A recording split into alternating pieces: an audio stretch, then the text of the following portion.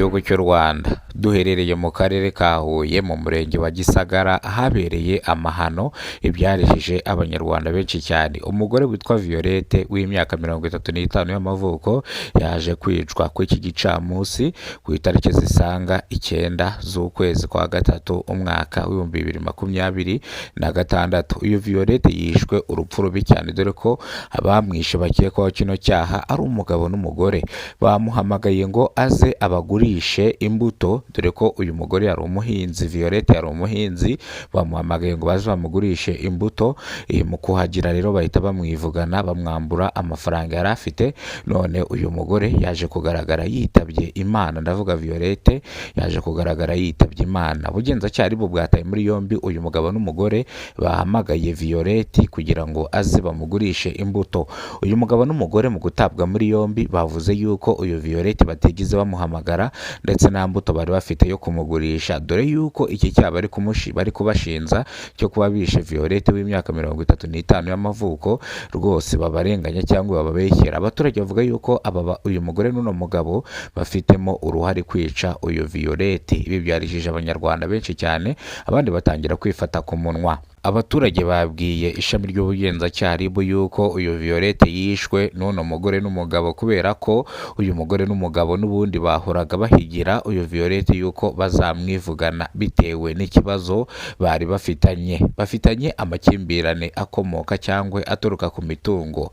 Uyu Violette rero akaba yaraguze isambu hano ndetse bagashaka kuyimuriganya bakayimwima. Uyu Violette yarangiza akajya kubarega mu nzego z'ubuyobozi, barangije barabura na Violette arabatsinda. Iyi sambu baza kwisubiza Violette. Rero abaturage bavuze yuko yenda bamwisha bamuziza iyi sambu, bigeze kumugurisha bagashaka kuyimwiba.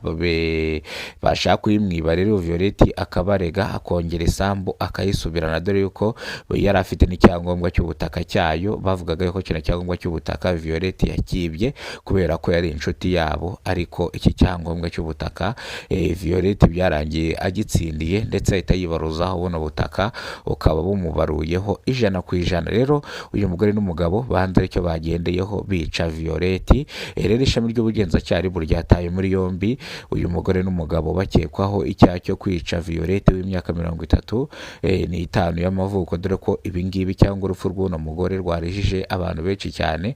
Abandi batangira kwifata ku munwa, abandi batabaza Imana yo mu ijuru, bavuga yuko Imana ariyo ikwiye kubarengera bitewe n'ibiri kubera hano mu karere ka Huye mu murenge wa Gisagara, dore ko abaturage bavuga yuko aherutse no gukubitirwa umugabo uri mu kigero cy'imyaka 45 akubitwa n'abanyerondo. Uyu mugabo nyuma yo gukubitwa n'abanyerondo aza kwitaba Imana. Bano banyerondo ariko batawe muri yombi, basigaye beguzwa ku inshingano zabo batora abandi. Bavuga yuko rero hano mu karere ka Huye mu murenge wa Gisagara hakunze kubera amahano, ibyago bikomeye cyane. Mu karere ka Ngoma mu murenge wa Gashanda habereye ibiteye ubwoba byarijije abanyarwanda benshi cyane. Umukecuru uri mu kigero cy'imyaka 70 y'amavuko yaje yicwa urupfu rubi cyane, dore yuko abaturage bavuga yuko yari afitanye amakimbirane n'umukobwa wiwe uri mu kigero cy'imyaka 38 y'amavuko. Rero uyu mwana w'umukobwa wiwe akaba akekwaho icyaha cyo kuba yishe nyina w'imyaka 70 y'amavuko, ariko uyu mukobwa abihakana yivuye inyuma, avuga yuko atakwica umubyeyi we uko byagenda kose, niyo baba bari gupfa amasambu, ariko ntabwo yakwigera yica umubyeyi we wamutwise amezi 9. Ariko ibi ngibi ntibyatumye adatabwa muri yombi n'ishami ry'ubugenzacyaha kubera ko abaturage bari bavuze yuko uyu mugore yahoraga ahigira nyina ko azamwica bitewe nuko bapfaga isambu. Bino rero byatumye ubugenzacyaha buta muri yombi uyu mukobwa kugira ngo akurikiranweho iki cyaha cyo kwica nyina umubyara. Iki cyaha nikitamuhama araza kurekurwa, nikimuhama araza gufungwa, ndetse igifungo ari bufungwe ni igifungo cya burundu iki cyaha nikiramuka kimuhamye. ngayo nguko rero abaturage bari mu gahinda n'amarira bitewe n'urupfu rw'uno mukecuru w'imyaka 70. Bavuga yuko uyu mukecuru yari amaze igihe kinini cyane atava mu nzu, yibera mu nzu, dore ko baje no gusanga ngo yimanitse mu mugozi, ariko kwimanika mu mugozi ntabwo uyu mukecuru ngo yakwiyahura, niko abaturage batanze amakuru bavuga. Uyu mukecuru ntabwo yakwiyahura, kwimanika mu mugozi ni umukobwa we wamwishe, yarangiza akamumanika mu mugozi kugira ngo bikekwe yuko yaba yiyahuye. Rero uyu mugore avuga yuko uyu mukecuru yiyahuye atigeze amwica, kandi ikindi uyu murambo bawujyanye kuwukorera isuzuma barebe nyakuri nimba uyu mugozi ariwe wishe uno mukecuru, cyangwa uyu mukecuru hari izindi ndwara yari afite, cyangwa bamwishe bakamumanika mu mugozi. Bamusanze mu nzu yiwe yibanagamo wenyine, dore yuko nta muntu babanaga kereka uyu mukobwa wiwe niwe wazaga akahamara nk'iminsi akongera akagenda. Uyu mukobwa yarashyingiwe afite umuryango w'abana 3 ndetse n'umugabo, bivuze ngo bombi ni umuryango w'abantu 5. Bivuze ngo rero yazaga gusura nyina akahamara igihe, dore ko yanazaga akamurwaza, ariko abaturage bavuga yuko batari bameranye neza, bapfaga amasambu. Ndavuga bari bafitanye amakimbirane akomoka ku mutungo.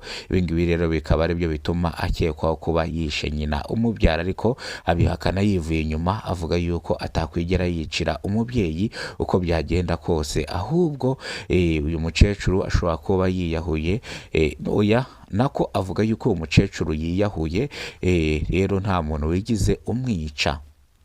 Reka amakuru yacu tuyasubikire hano. Iyi ni incamake y'amakuru, amakuru arambuye ni mu kanya saa 6 zuzuye.